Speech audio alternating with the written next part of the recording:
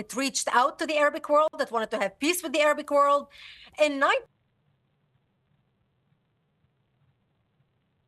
When I started drinking warm water to help with my memory, my friends laughed at me. But when they saw how much I'd improved, 1964, when the PLO, the Palestinian Liberation Organization, was founded, the West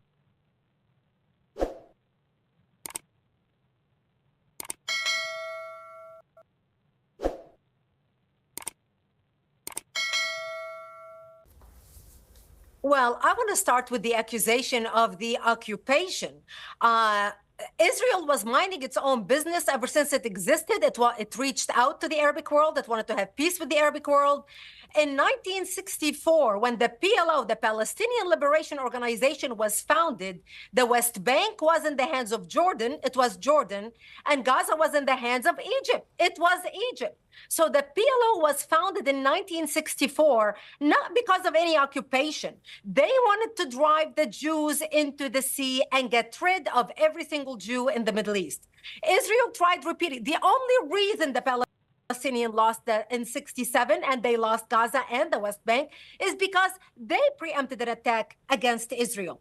And over again, Israel reached out to them to make peace with them. In 2000, Ehud Barak offered them 97% of the territories back, and they refused it again and again and again. In 2005, when Israel withdrew out of Gaza, they said, okay, we're going to give you your own state, we're going to give you your own territory. Israel forcibly removed its own people fighting the IDF by force, removed them out of Gaza. Not only to remove the people, they dug out dead Jews' bones from the cemeteries because they knew exactly what the Palestinians are going to do to the cemeteries. So in 2005, when Israel withdrew out of Gaza, there wasn't one Jew alive or dead in Gaza.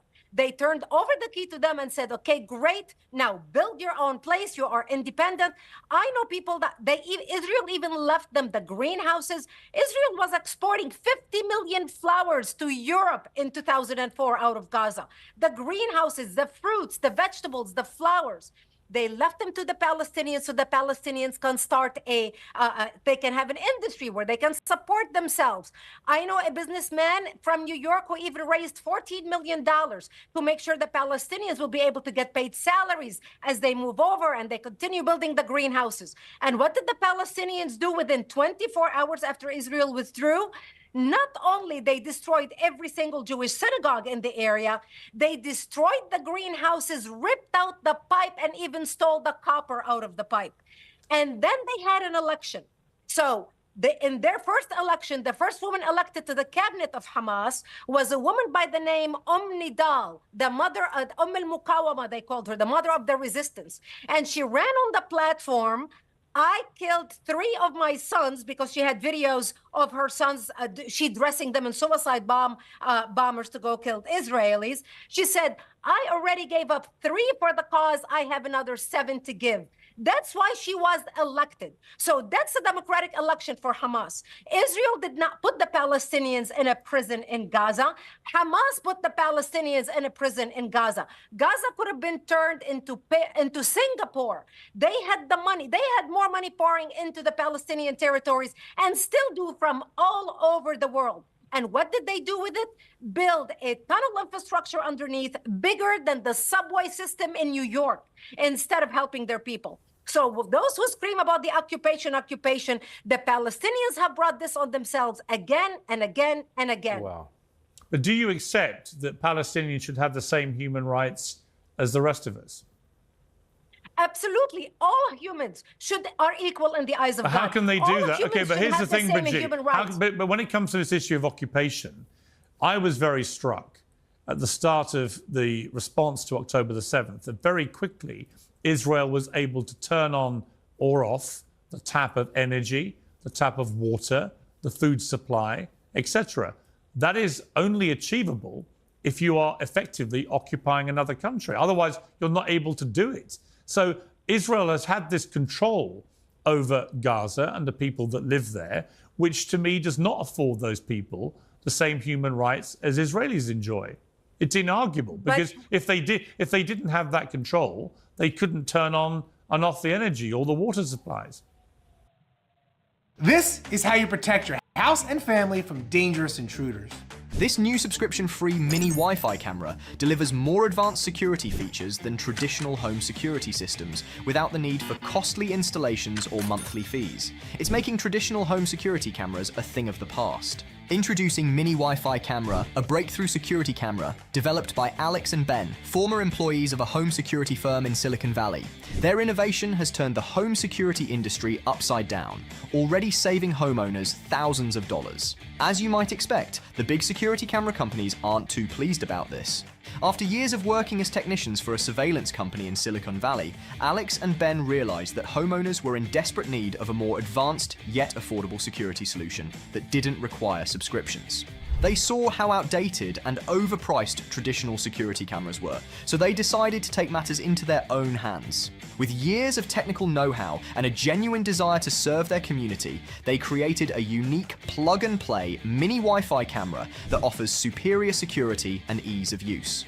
When their former company offered $2.7 million for the rights to their invention, Alex and Ben turned it down. That's when they knew they had something truly game-changing. A group of investors joined their mission to make home security more affordable, and they perfected Mini Wi-Fi Camera for mass production. Mini Wi-Fi Camera is the most cost-effective way to enhance your home security. Unlike traditional home surveillance cameras that are fixed and offer limited coverage, this Mini Wi-Fi camera provides outstanding security benefits. It records in higher resolutions and includes features like enhanced LED night vision, a wide 150-degree viewing angle, remote live feed, two-way audio, full HD video, and more. And the best part, you can control all of these features directly from your smartphone or computer. Whether you're a tech-savvy electrician or a stay-at-home mum with no technical experience, setting up Mini Wi-Fi Camera is incredibly simple. Just follow these 3 easy steps. First, download the app. Next, scan the QR code with your phone to connect to your Wi-Fi. Mini cameras, magnetic base attaches to any surface, so you can place it anywhere. Walls, fridges, garages, or even take it with you on the go. No cables, no batteries required, you're all set. In less than a minute, you can monitor your home from your phone or computer. Best of all, this mini Wi-Fi camera saves you hundreds of dollars every year, compared to traditional security systems. Since its release, over 1 million units have already been shipped, but the major home security companies are still trying to fight back. They've limited its availability in stores, so now it's only available online, and they're pushing to take that away too. The good news is Ben's and Alex's company is offering a huge discount on Mini Wi-Fi Camera before it becomes the new gold standard in home security. But this deal has caused demand to skyrocket, so it won't be available for long. Click the link below to purchase Mini Wi-Fi Camera directly from the official website. The creators are so confident in their product that they're offering a 30-day, no questions asked money-back guarantee. With the need for better home security at an all-time high, there's no time to waste. Click the link now to get yours at a 50% discount.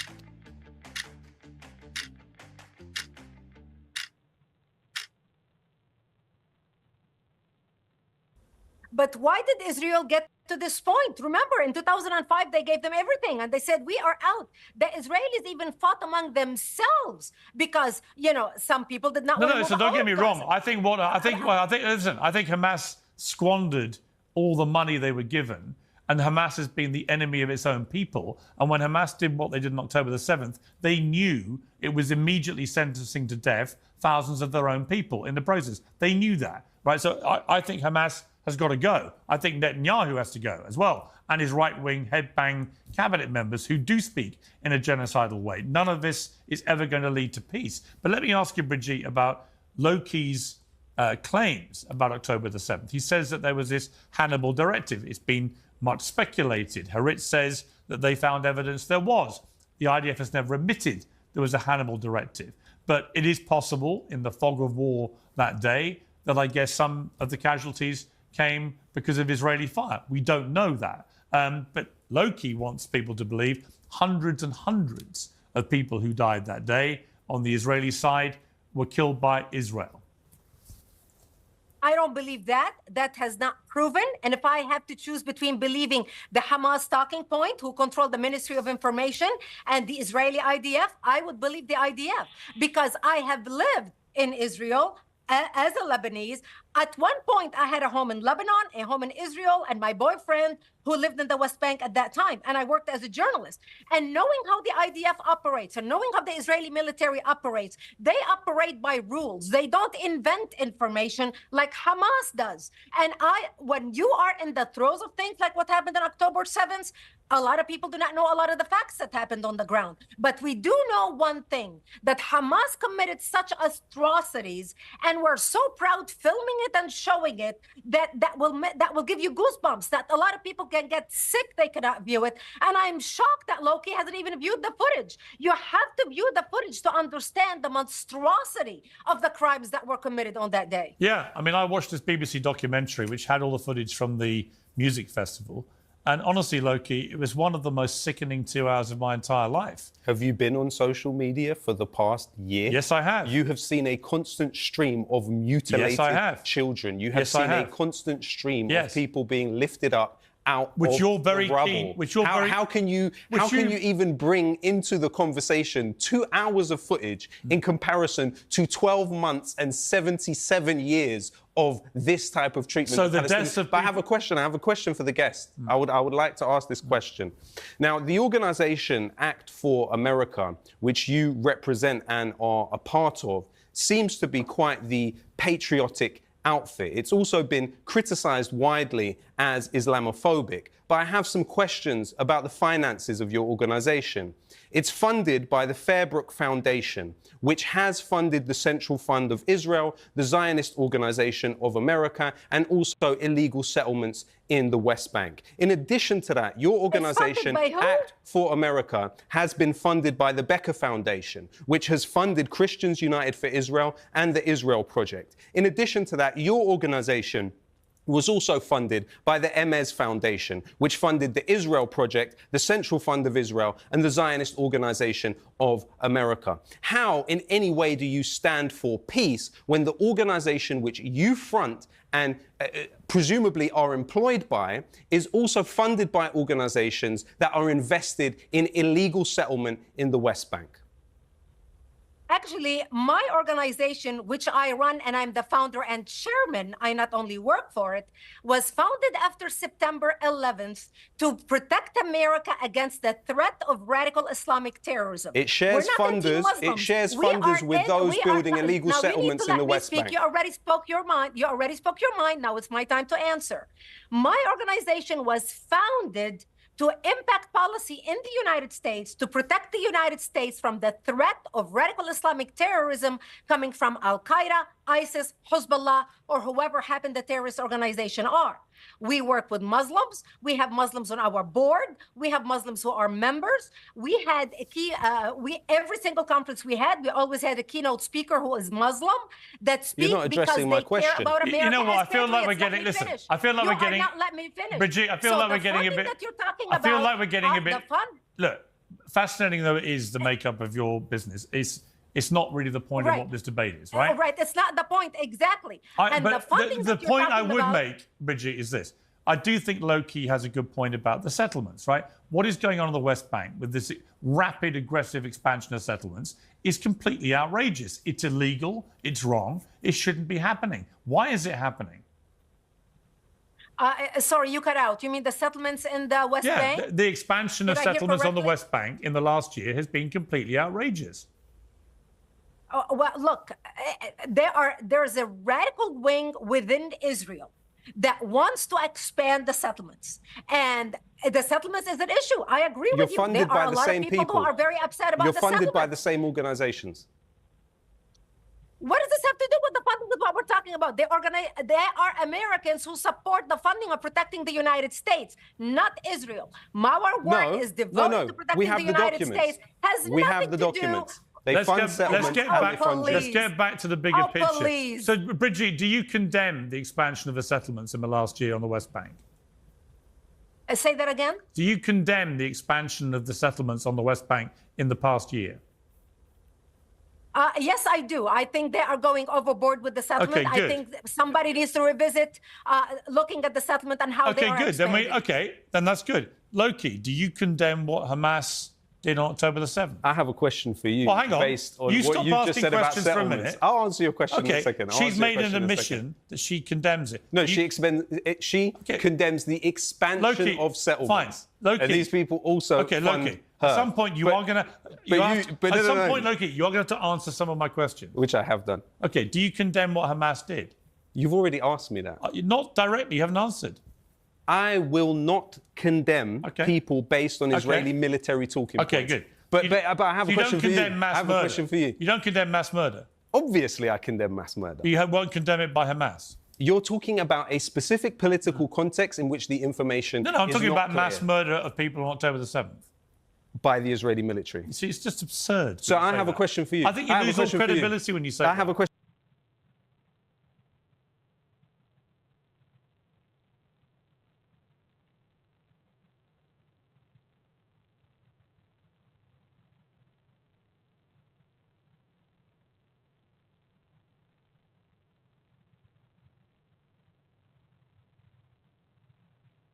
This Nobel Prize-winning discovery can get you back to 2020 without glasses, contacts, lasers, pain, eye drops, or recovery time. The best part? This incredible new technology doesn't just improve the clarity of your distance and reading vision. It can help eliminate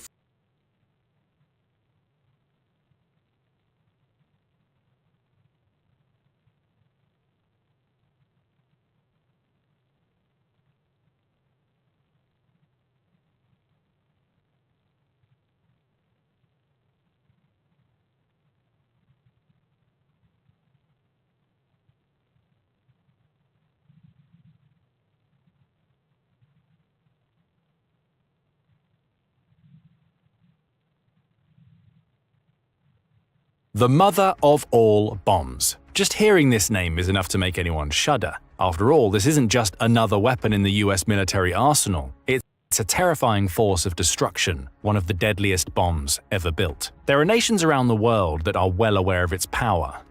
They know what happens when this bomb drops. They've seen it. But for Iran,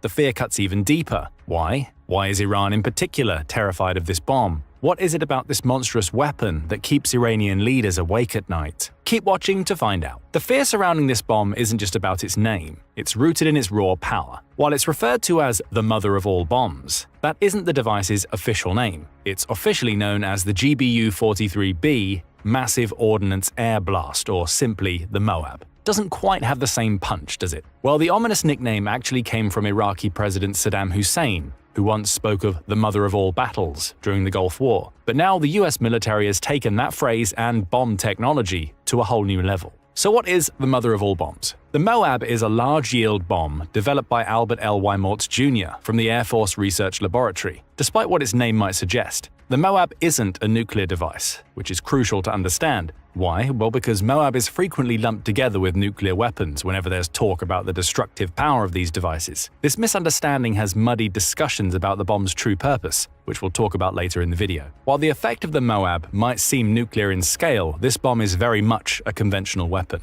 But what a weapon it is! This thing is a behemoth, 30 feet long, 22,600 pounds, and packed with 18,700 pounds of H6 explosive. These specs make it more than just a bomb. We're talking about a force of nature. And this isn't even the heaviest non-nuclear bomb in the US arsenal. That title belongs to the Massive Ordnance Penetrator, or MOP, a truly colossal 30,000-pound bunker buster, designed to tear through hardened targets. But back to the MOAB. Its sheer size isn't the only thing that's impressive about this bomb. Its explosive power is also staggering. The MOAB uses H6 explosives, originally developed for underwater blasts because it's shock-resistant and stable. And let us tell you, this bomb is packed with explosives. In fact, it carries the largest amount of explosive in any non-nuclear weapon in the US military inventory. To put that into perspective, compare it to the Joint Direct Attack Munition, JDAM, a frequently used precision-guided bomb. The JDAM weighs between 500 and 2,000 pounds and carries only a fraction of the explosive power found in the MOAB. The difference between the two is almost shocking. The JDAM can cripple a target severely, but the MOAB, it can wipe it off the map entirely. Now, this comparison between the JDAM and MOAB might seem odd, but this is only due to the misconception that the MOAB is a so-called dumb bomb, lacking precision and guidance. And sure, there were reports of the bomb being deployed by kicking it out of the back door of the MC-130 aircraft, which might make it sound like a crude barrel bomb approach. But that's far from reality. The Moab is actually a guided munition after it's dropped from the cargo doors of an MC. They're called bionic boomers. Seniors once riddled with debilitating arthritis pain, given a new lease on life thanks to Dr. Paris's unusual method for relieving stiff, achy joints. The transformations have been absolutely incredible. I'll never forget when I saw Greg jumping on a trampoline when just days before he couldn't get out of bed and thought he was going to live the rest of his life in a wheelchair. But Dr. Paris, also known as Dr. DIY, showed Greg one simple at-home technique that helped him to do what no other doctor or treatment was able to do before: restore his mobility and regain his quality of life.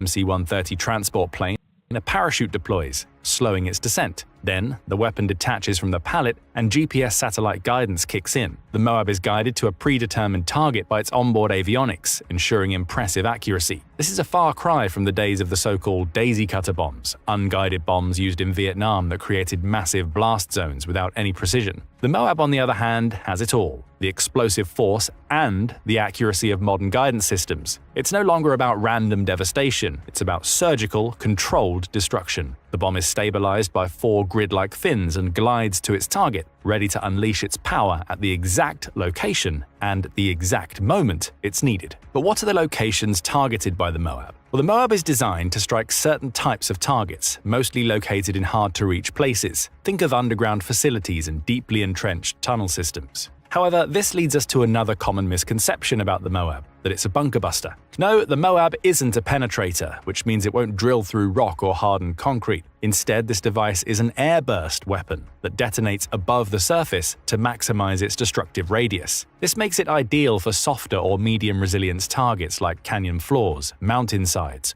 or the rugged hideouts that enemies might build deep within cave systems. Just imagine a bomb descending into a canyon or toward the mouth of a cave. When it explodes, it sends an immense pressure wave crashing into every crevice, engulfing anything and anyone within reach. Now, in terms of coverage, it's not quite the same as a high-altitude bomber mission. Heavy bombers like the B-52 or B-2 can cover far larger areas by dropping multiple smaller 500 to 2,000-pound bombs, thus blanketing a target. During the Vietnam War, for example, the US Air Force conducted over 10,000 of these bombing raids using B-52s. During a typical raid, 2 groups of 3 aircraft would drop around 168 tons of ordnance, raining terror on an area 1.5 by 0.5 miles. The explosive force of a single raid was equivalent to 10 to 17 Moabs. But the Moab was never intended to replace those types of attack. It was always created for precision on a grand scale, delivering destruction over a focused area in one catastrophic blast, the kind that would be wasted on an open battlefield but devastating in enclosed environments. This brings us to another crucial use of the Moab: psychological terror. You see, the Moab's massive mushroom cloud mimics the notorious, haunting image of a nuclear detonation, a visual designed to shock and intimidate. During its development in 2003, which we'll also discuss in a bit, the Moab was prepared as a psychological tool for potential use in Iraq, where the US intended to intimidate troops and break enemy morale. In this regard, the Moab developers took cues from the infamous 15,000-pound BLU-82 bomb used in Vietnam and later in Afghanistan to devastating psychological effects. Seeing the impact the so-called daisy cutter had on terrifying adversaries, military strategists set out to create a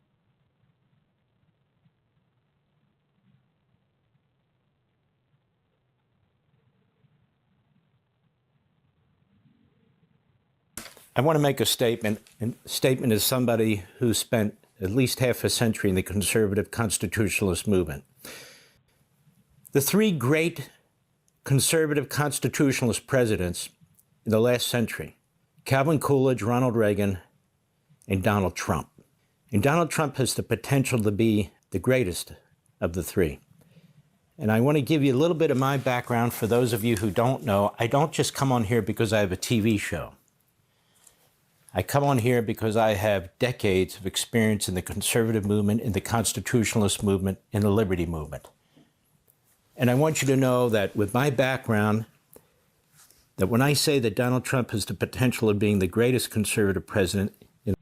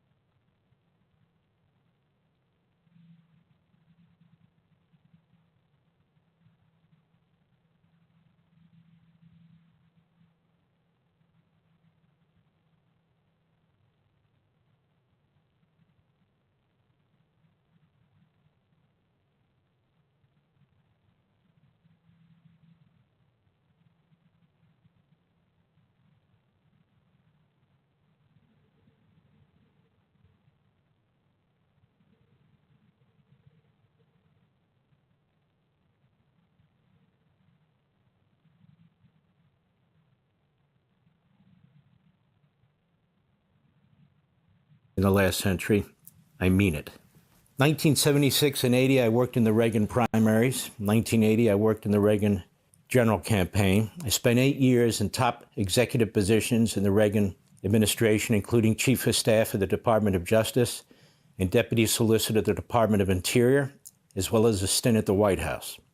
And from the Reagan Revolution to the Tea Party movement in 2010, I was involved in the Tea Party movement, one of the outspoken leaders of the Tea Party movement.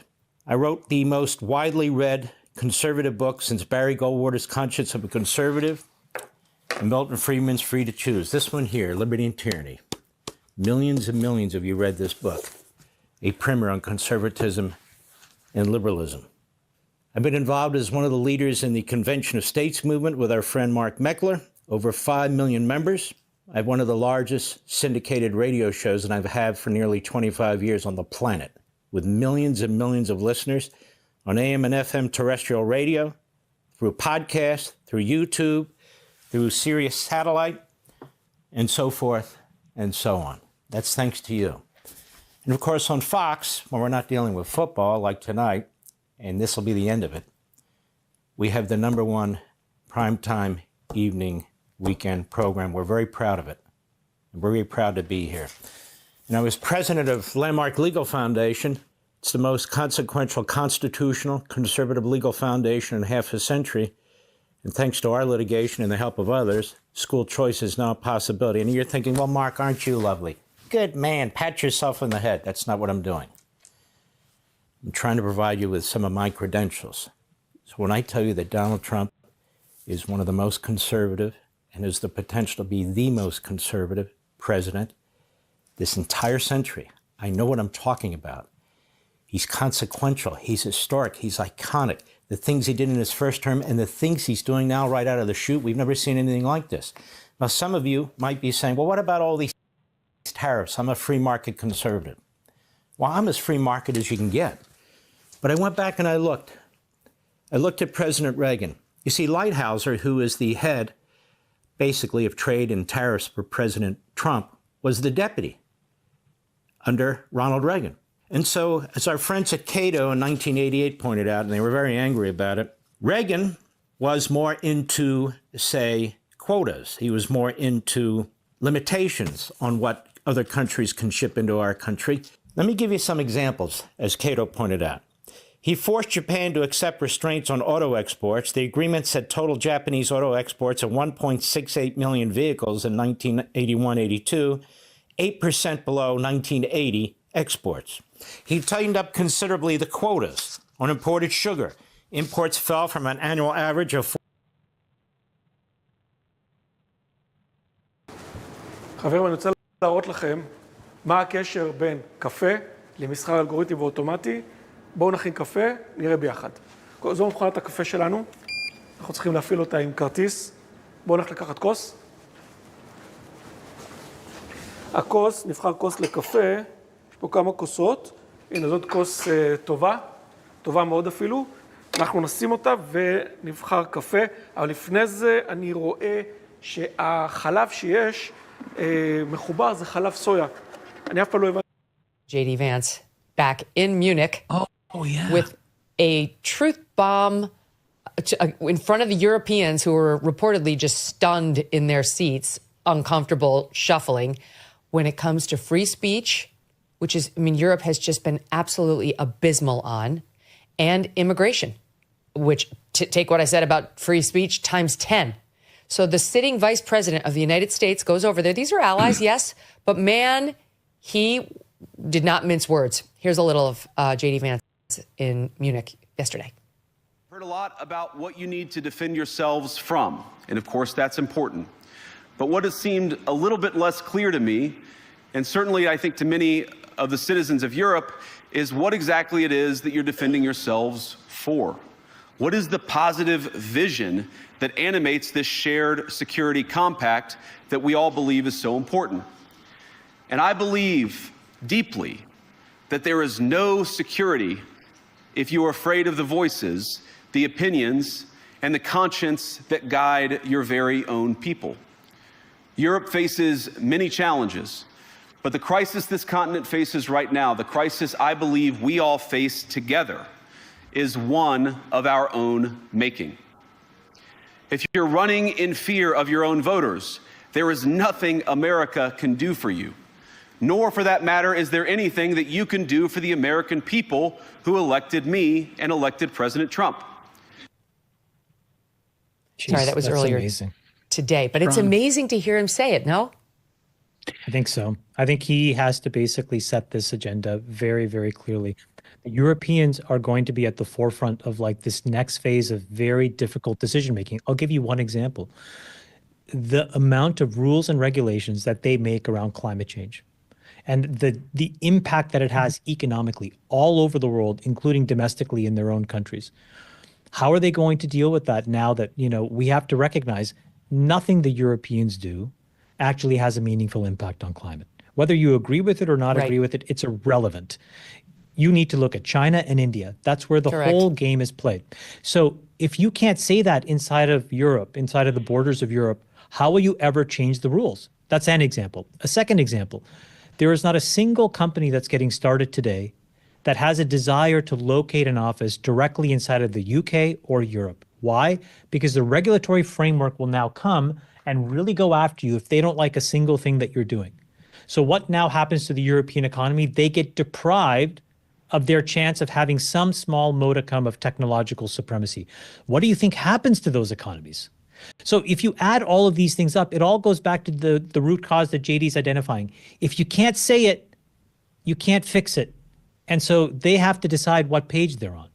And it's even worse than that, Chamath, if you think about the fact that they're not content to just have this regulation impact their citizens and to make unbelievably stupid decisions like the Germans turning off 3 of their remaining nuclear reactors and then building a pipeline from a dictator to buy oil directly from Russia. The French figured it out. They were 90% at the peak nuclear. Now they're about 60 and about 20% renewables. They're totally energy independent.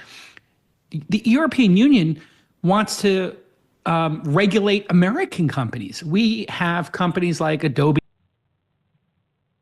regulation impact their citizens and to make unbelievably stupid decisions like the Germans turning off 3 of their remaining nuclear reactors and then building a pipeline from a dictator to buy oil directly from Russia. The French figured it out. They were 90% at the peak nuclear. Now they're about 60 and about 20% renewables. They're totally energy independent. The European Union wants to regulate American companies. We have companies like Adobe wanted to buy a tiny company called Figma for $10, $20 billion. You know who stopped it?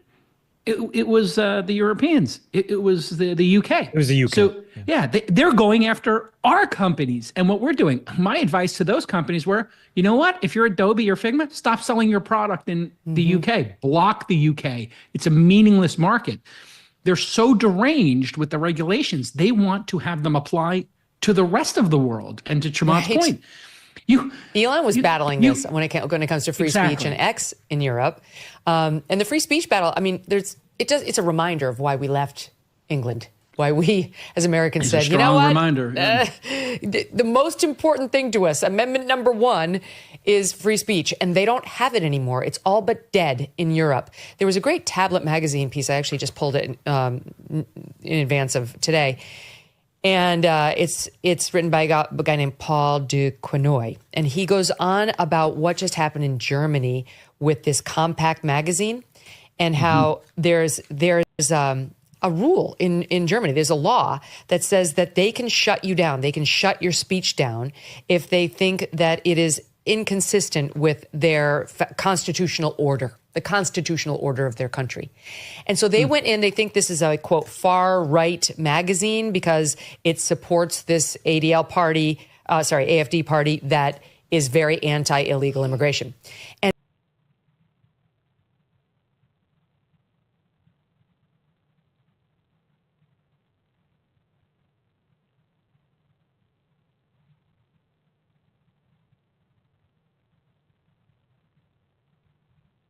Who could have thought that this simple ear trick could help fight off dementia? Did you know that memory loss is not a condition of the mind? Most people don't know this. But the real reason behind Alzheimer's and dementia has less to do with age, lifestyle, or genetics than we first thought. Here's the problem. No matter what type of pills you take or what treatments you try, you're only treating the symptoms. Listen up. Eventually, you'll start to forget names or tiny details. I'd say they ought to be returned by 12 o'clock on Saturday, and if they're not returned, all of them, not in drips and drabs, not 2 and 1 and 3 and 4 and 2. Saturday at 12 o'clock, and after that, I would say all hell is going to break out. And I don't think they're going to do it. I think a lot of them are dead. I think a lot of the hostages are dead. I think it's a great human tragedy. President Trump with a dire warning to Hamas after Hamas said it would delay the release of 3 hostages slated for this Saturday, claiming that Israel violated the ceasefire agreement by blocking relief supplies and targeting civilians. Israel's defense minister calling the move a blatant violation, warning its military is on high alert while Israel decides next steps. The president also reaffirming his commitment to rebuilding Gaza while speaking with Fox's Brett Baer. It would be a beautiful piece of land. Would the Palestinians have the right to return?